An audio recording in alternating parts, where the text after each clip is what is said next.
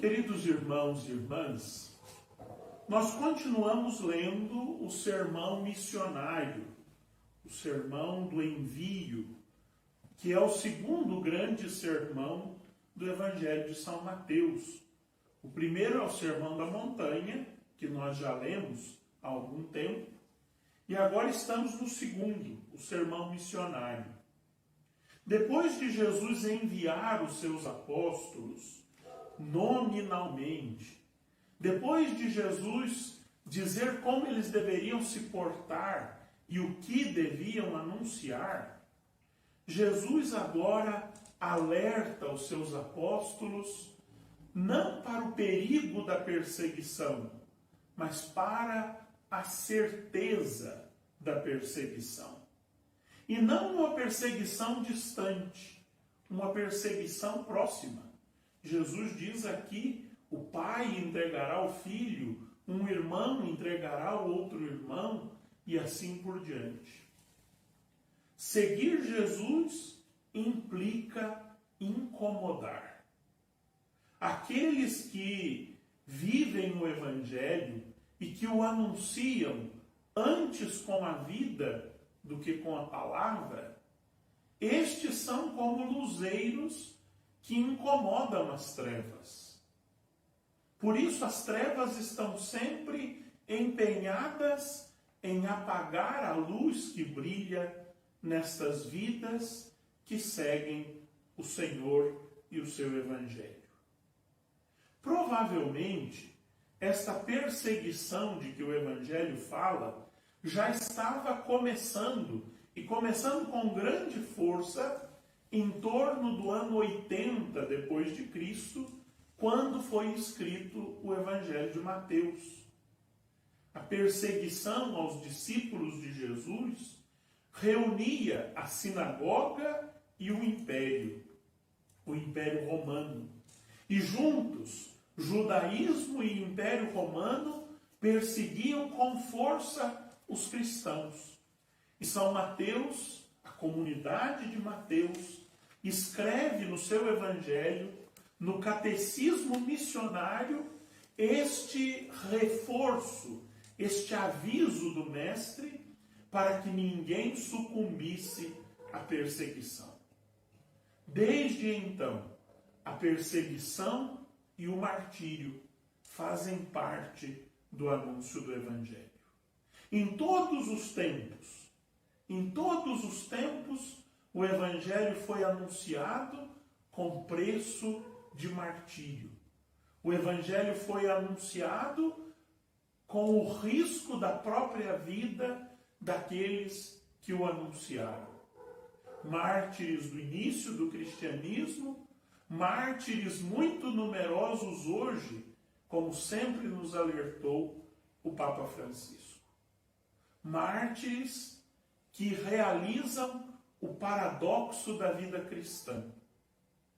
É o máximo da renúncia ao Evangelho, mas é também a maior glória do evangelizador. O martírio é a clara renúncia daqueles que ouvem o anúncio do Evangelho e não o querem, e por isso dão fim à voz que o proclama. Mas é, por outro lado, a maior glória do evangelizador, que tendo dado tudo, dá a própria vida, dá o testemunho do próprio sangue por causa do Evangelho. Na primeira leitura, nós continuamos lendo o profeta Oséias. Que coisa bonita! Não sei se vocês têm prestado bastante atenção na leitura do profeta. É de uma poesia brilhante, é de uma poesia magnífica. E o profeta continua dizendo aquilo que ele vem dizendo de várias formas ao longo desses últimos dias. Se Israel voltar à fidelidade, se Israel abandonar os Baals, os falsos deuses, se Israel voltar à fidelidade a Javé, Javé não vai guardar nenhuma mágoa de Israel. Ele não vai irar-se, ele não vai castigar Israel, muito pelo contrário. Basta um sinal de reconciliação da parte de Efraim, que aqui personifica o povo de Israel, é uma das 12 tribos de Israel. Basta um sinal de conversão da parte de Efraim, que Javé está disposto a fazer florescer os seus jardins, frutificar as suas vinhas, a devolver a vida em abundância para o seu povo. Javé não quer castigar. Ontem ele nos dizia isso na profecia de Oséias. Ele não tem a mesma disposição para castigar como tem para amar.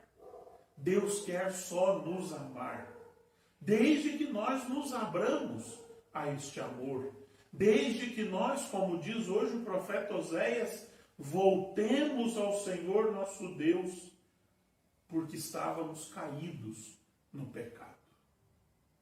Peregrinar, fazer romaria, caminhar, seja pelos caminhos exteriores ou pelos caminhos interiores, é sempre um caminho de volta para o Senhor.